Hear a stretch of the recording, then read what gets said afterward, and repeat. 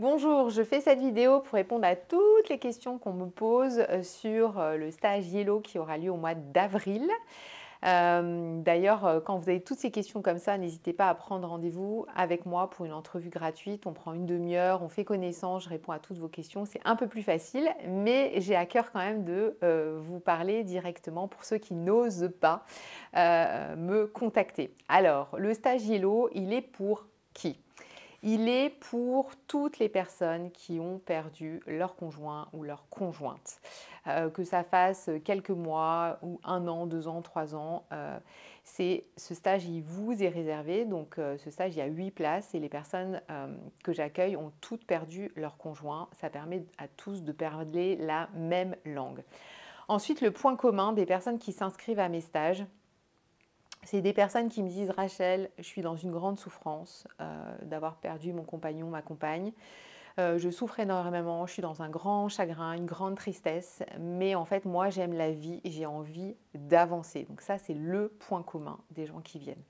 Ensuite, en termes d'âge, ce stage, il est destiné à tout le monde, quel que soit l'âge. Il y a des gens de 30 ans qui s'inscrivent, il y a des gens de 50 ans, il y a des gens de 70 ans. L'univers bosse super bien pour moi. En général, dans les groupes, c'est très équilibré. C'est exactement comme dans le club de Yellow, il y a des gens de tout âge. Donc, ne vous inquiétez pas en vous disant « Oh là là, je vais être qu'avec des jeunes ou je vais être qu'avec des personnes retraitées ». Ben non, c'est très équilibré, c'est mixé. Ensuite, l'objectif de ce stage, ça va être vraiment de prendre 5 jours pour vous. Pour recharger les batteries, pour être en connexion avec d'autres personnes qui parlent la même langue que vous, puisqu'on a tous sur ce stage, même la personne qui nous accueille dans sa maison d'hôte a perdu aussi son conjoint. D'ailleurs, c'est une femme que j'ai accompagnée. Donc, vous êtes en toute sécurité, vous êtes en bienveillance autour de vous, enfin, vous êtes dans un cocon, c'est le mot que je cherchais, cocon, pendant cette semaine-là pour recharger les batteries. En plus, c'est un moment vraiment, l'objectif, c'est vraiment de encore mieux comprendre son deuil, de revisiter toutes les émotions du deuil avec la technique du journal créatif, puisque vous allez réaliser un carnet de deuil.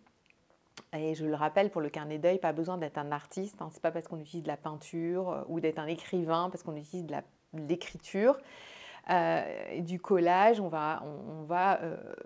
avec les consignes, vous allez vraiment réussir à cheminer dans votre carnet de deuil, à faire une plongée dans les émotions avec des techniques artistiques qui sont hyper ludiques. Vous allez découvrir des choses très sympas à faire et en même temps, vous allez apaiser vos émotions.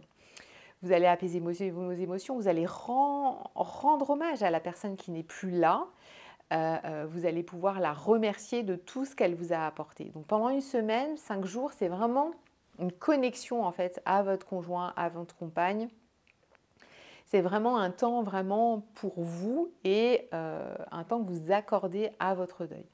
Donc ça, on va plutôt le travailler les matins et puis les après-midi, on va aller prendre l'air, on va marcher, on va respirer, on va partager des temps parfois informels, en sous-groupe.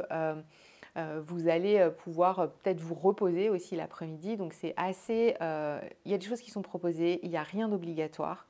Il y a toujours un avant et un après le stage. Allez voir le témoignage de Vanessa sur ma chaîne YouTube, allez voir celui de Christiane, de Sylvia et d'autres.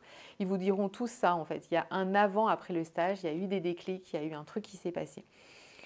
Ensuite, il y a des questions qui sont posées au terme de logistique. Il y a des gens qui me disent « Oh là là, mais moi, prendre la voiture pour aller jusqu'au stage, prendre le train… » Le train, c'est quand même le plus facile hein, si vous ne sentez pas d'attaque à rouler, est ce que je peux comprendre. Et en même temps, ça fait déjà travailler hein, sur notre deuil parce qu'en fait, on réapprend à faire des choses seul. Donc en tout cas, pour le train, il n'y a aucun problème. En fait, on vient vous chercher à la gare la plus proche. Elle est sur la page de vente du séjour. Donc on vient vous chercher. C'est vraiment, tout est calé. On fait une réunion à peu près 3 semaines, 1 mois avant le stage pour organiser toute la logistique, pour que vous fassiez connaissance aussi avec les autres personnes. Et on fait une réunion post-stage, 1 mois après le stage, parce qu'il y a beaucoup de personnes qui ont peur, en fait, qui me disent « Ouais, je vais peut-être être plus mal en repartant que quand je suis arrivée. » C'est pas vrai. Et puis, moi, je prends de vos nouvelles aussi après le stage. Et de toute façon, il y a une telle connexion ensemble pendant ces 5 jours qu'on a envie de rester en lien, on a envie d'avoir des nouvelles des uns des autres. Donc, si ce stage fait écho chez vous, si vous avez encore des questions, prenez rendez-vous pour une entrevue gratuite avec moi. Je vous mets le lien dans les commentaires.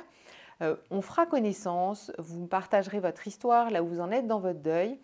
Je répondrai à vos questions et puis vous déciderez, toi, vous décideras d'embarquer ou pas pour ce stage. Pour moi, c'est tellement, tellement important que cette décision, elle vienne aussi de vous. Moi, je vous donne les éléments et après, vous voyez. Je vous dis donc peut-être à bientôt. Bye!